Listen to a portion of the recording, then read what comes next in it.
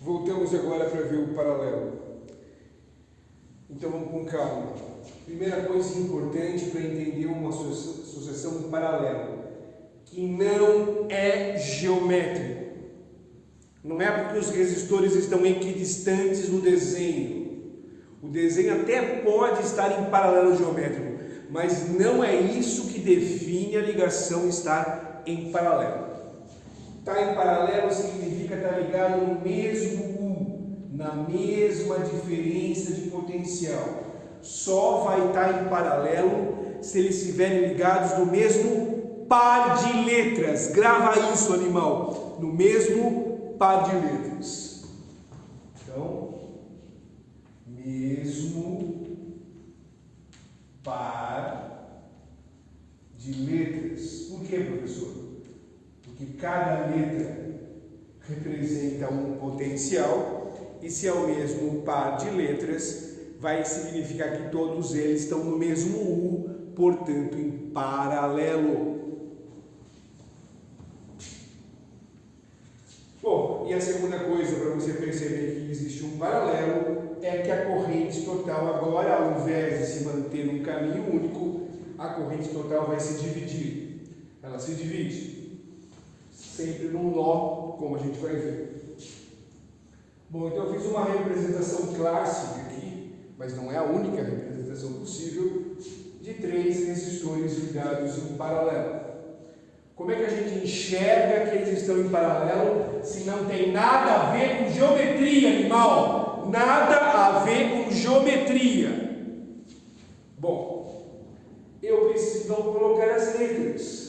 E qual será o critério, Alan? Fio em branco, mesma letra. Porque é um fio de curto-circuito, eu te expliquei que se a resistência é 0, não pode haver DDP nesse fio. E se tiver um resistor desenhado? Aí, a princípio, letras diferentes. Então, eu vou chamar aqui de A em minha homenagem, e aqui eu vou chamar de B em sua homenagem. Muito obrigado, professor. Exponha sempre. Agora veja comigo, ó. Se aqui é a volts, aqui é o quem? Puxa, esse fio está em branco. Então eu tenho que colocar a mesma letra. Puxa, e aqui embaixo? Bom, o fio continua em branco. Mesma letra, mesma voltagem. Se aqui é A, aqui é A também. Então fio em branco, mesma letra. Se aqui é B volts, aqui só pode ser B volts. Opa! B volts. Opa, aqui tem branco também. B volts.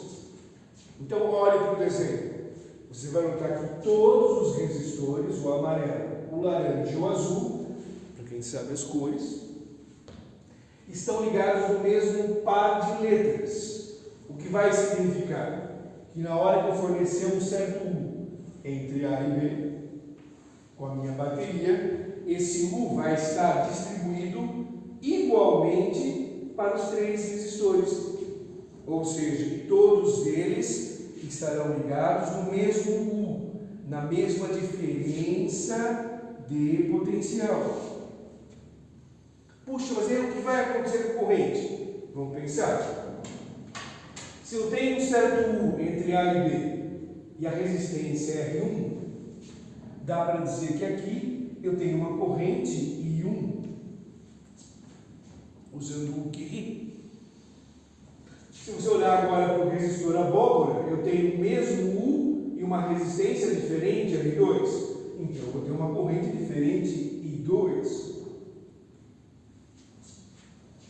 E, finalmente, no resistor R3, a princípio diferente de 1 e de 2, está ligado no mesmo U, um R diferente, vou ter um I diferente. Vamos chamar de I3.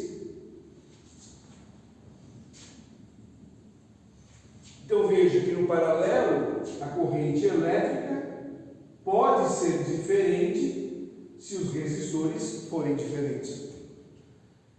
E melhor ainda, nesse nozinho aqui, ó, o que você me diz dessa corrente total que está chegando aqui? Como corrente é carga por tempo e a carga sempre se conserva, nunca se esqueça do PCC, o princípio da conservação da carga. Então, num nó, a soma da corrente que chega é sempre igual à soma da corrente que sai. Que sai. Ai, ai, ai. Essa é a primeira lei de Kirchhoff. No nó de um circuito, a soma da corrente que chega é sempre igual à soma da corrente que sai. Então dá para dizer que esse meu I total vai ser a soma dos I's parciais. I1 mais I2 mais I3. No final vai sair o I total de novo aqui. Ó. Usando a lei de Ohm, dá para vamos pensar no resistor equivalente. Do mesmo jeito que na série eu tive que trocar os meus resistores por um só, numa associação em paralelo eu tenho que fazer o mesmo. Trocar todos que tiverem em paralelo por um único resistor. Eu chamei aqui de RP. Pensa comigo, para ele ser equivalente a esses três, o que tem que acontecer? Bom, eu tenho que fornecer o mesmo U entre A e B. E ele vai ser percorrido por qual corrente? Só pode ser pela corrente total, para ele ser equivalente aos três resistores ligados. Então, usando a lei de Ohm que rime nesse cara, dá para escrever que o I total é U sobre RP. Vou trocar aqui, ó. U sobre RP é igual. No lugar da corrente 1, vai ser U dividido por R1. No lugar da corrente 2, o mesmo U sobre R2. No lugar da corrente I3, o mesmo U dividido por R3. Olha que bonitinho. Vamos dividir tudo por U.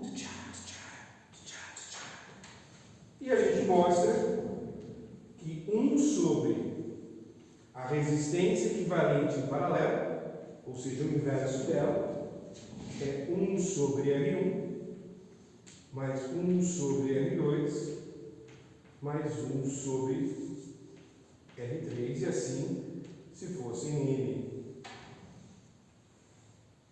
põe uma caixinha e guarda. Então, se eu fosse fazer um exemplo rápido, se esse fosse o meu resistor de 6 ohm, esse fosse o de 3 ohm e esse fosse o de 2 ohm, para achar o valor da resistência em paralelo equivalente, eu teria que fazer 1 está para RP, assim como 1 está para 6, mais 1 para 3, mais 1 para 2. Resolver essa equação. 6, 3 e 2, tira o mínimo. 6 por 6 dá 1. 6 por 3 dá 2 vezes 1, 2. 6 por 2 dá 3 vezes 1, 3. Isso dá 6 sextos. Multiplico em cruz e chego que a minha resistência em paralelo é de 1 ohm. Então, 6 em paralelo com 3, em paralelo com 2, equivale a um resistor de 1 ohm. Já é bom notar que sempre que você calcular um paralelo, o valor da resistência será menor do que a menor que estiver ligada a isso, só sempre. O valor da resistência equivalente em paralelo é menor do que a menor que estiver ligada, só sempre. Então você poderia resolver o paralelo sempre usando a soma dos inversos das resistências para achar o inverso da resistência do paralelo. Mas não é prático. Tem um jeito que é mais rápido, eu vou te mostrar agora aqui. Com licença.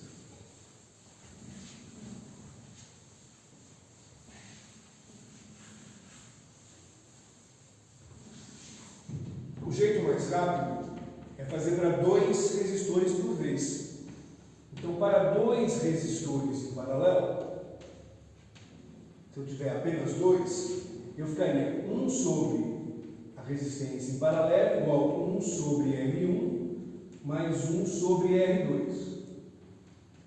Qual que é o mínimo entre R1 e R2? Ah, porque é o produto. Excelente. R1, R2 dividido por R1 dá R2. Mais R1, R2 por R2 é R1. Multiplica em cruz para achar o RT. A resistência em paralelo equivalente será o produto das resistências dos resistores dividido pela soma das resistências dos resistores. Esse resultado é fácil de decorar. É o famoso produto pela soma. O produto pela soma. Ah, mas se tiver mais do que 2, você faz sempre de 2 em 2. Tem que voltar para o nosso exemplo anterior.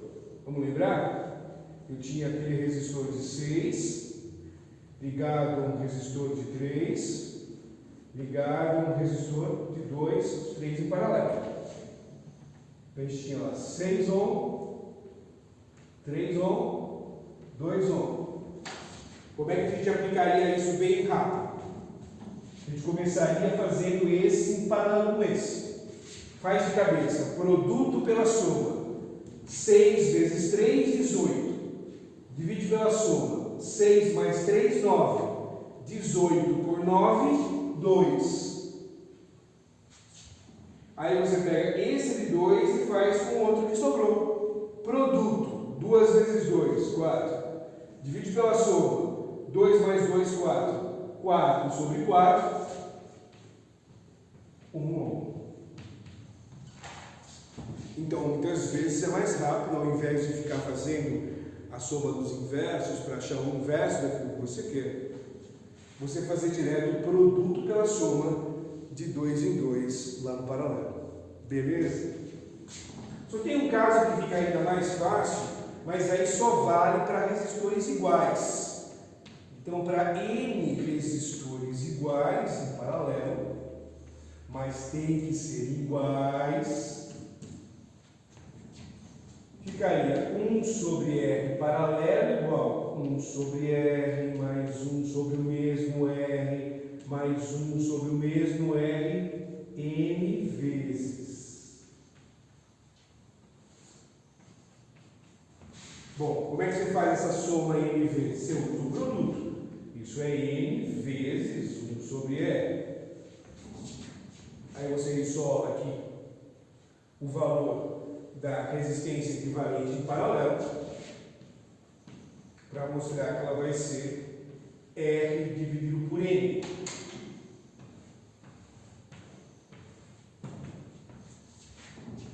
Se para dois diferentes você faz produto pela soma de 2 em 2, para N resistores iguais, você pega a resistência de um deles e divide pelo número de vezes que ele se repete.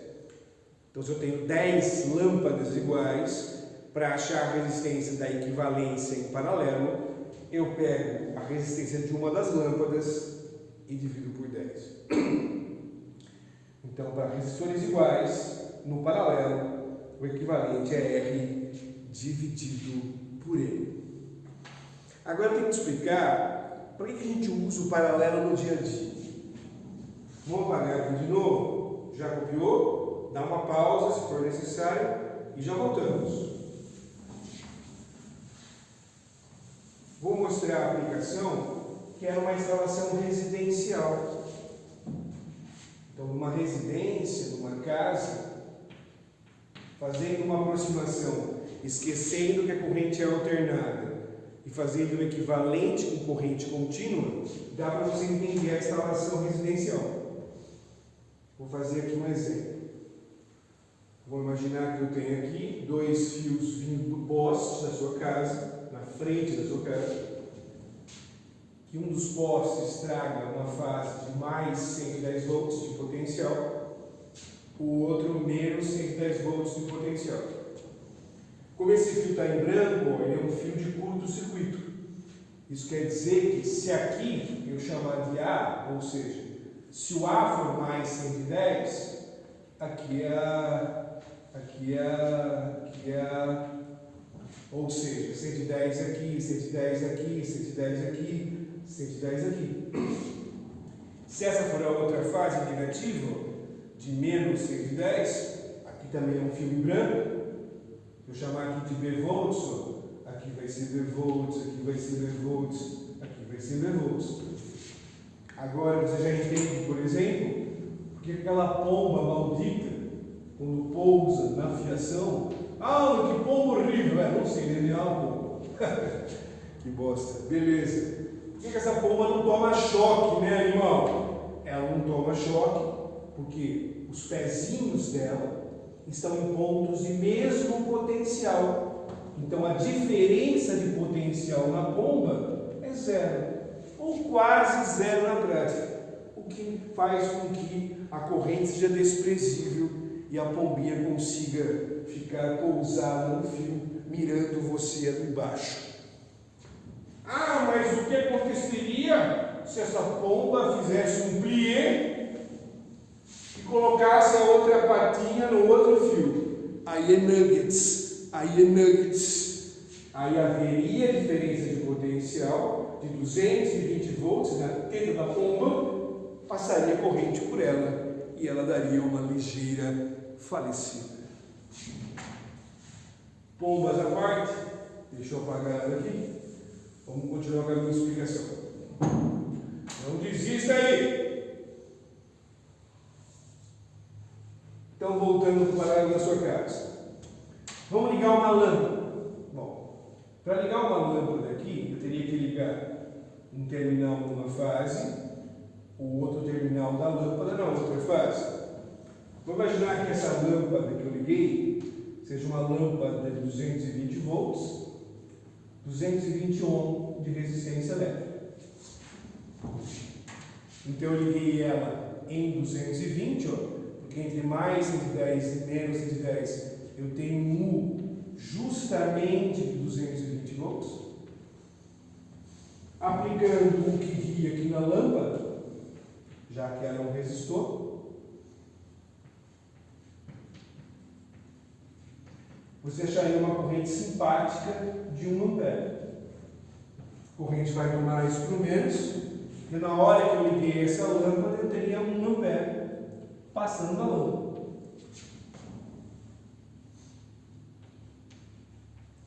Se eu só deixasse ela ligada na minha casa, qual seria a corrente que viria do poste?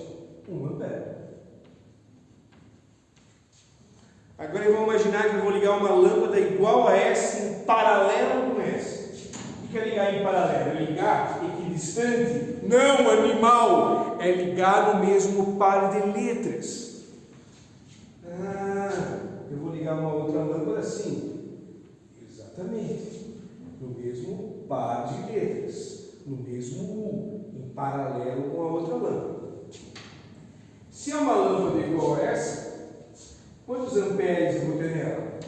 O que ri, 1 ampere nela.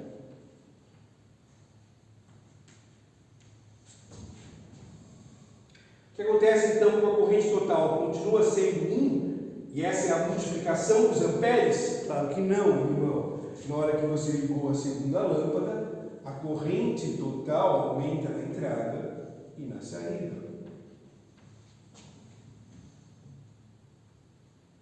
Qual é a vantagem dessa ligação em paralelo? Se por acaso uma lâmpada queime, o que vai acontecer com a outra? Nada, porque elas estão ligadas de um modo independente. Lá na série que a gente estudou antes, imagina, se uma lâmpada queimasse, o circuito saía aberto, ninguém mais acenderia. E essa é uma desvantagem terrível de uma ligação em série. No paralelo não, uma funciona independente da outra. Se essa queimasse, essa continuaria funcionando, apenas a corrente na entrada voltaria a ser 1 ampere. Agora vamos ligar um chuveiro elétrico. Imaginar que tem um chuveiro também de 220 volts, só com uma resistência de 11 ohms. Se fizer a conta aqui, quanto vai ser a corrente do chuveiro? O chuveiro tem que trabalhar com corrente alta, ele tem que esquentar água. 20 amperes. Se eu deixar as duas lâmpadas ligadas e finalmente ligar o meu chuveiro, o que vai acontecer? Na hora que eu ligar esse chuveiro, a corrente vai passar nele é de 20 amperes. Ele está em paralelo com a lâmpada? Sim, porque ele está no mesmo U, na mesma diferença de potencial. Assim que ligou o chuveiro, a corrente na entrada e na saída salta para 22. 22 amperes aqui, 1 aqui, o que passa nesse fio de curto são 20 amperes. Desculpe, 21 amperes. 22 menos 1, 21. 21 amperes chegando aqui, 1 desce. 20 amperes passa nesse fio de curto. 20 amperes aqui, 20 amperes aqui.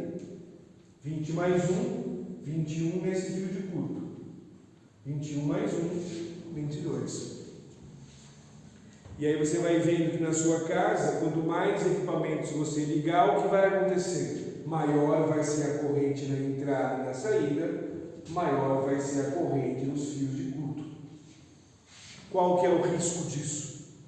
Se você continuar ligando muitas coisas, essas correntes podem atingir valores muito altos, a fiação pode não aguentar, superaquecer, gerar um incêndio e morte. Para evitar isso, você coloca na entrada ou na saída da sua casa quem? Um fusível. Na verdade, se coloca hoje um disjuntor, mas que tem o mesmo papel do fusível, evitar que uma corrente muito alta passe pela casa. Então, depois a gente vai discutir isso num exercício. Você pode ligar aqui na entrada, por exemplo, um fusível, de modo que se a corrente passar de um certo valor, ele queima e protege a casa. Nesse caso, por exemplo, eu não poderia colocar um fusível de 22 amperes. Se eu colocasse um fusível de 22, toda vez que eu ligasse os 3 equipamentos, a energia ia cair, eu ia ficar tomando banho gelado. Então eu teria que dimensionar um valor maior, mas não muito grande, para um fusível que protegesse a instalação dessa residência aqui. Bom, esse foi apenas um exemplo. Espero que você tenha entendido qual é a função de uma ligação em paralelo. É que os equipamentos possam trabalhar de modo independente. Que se um queimar, eu sei qual queimou. Eu vou lá e troco. A gente já volta fazendo os exercícios da aula, onde eu espero que tudo isso fique claro. Grande beijo.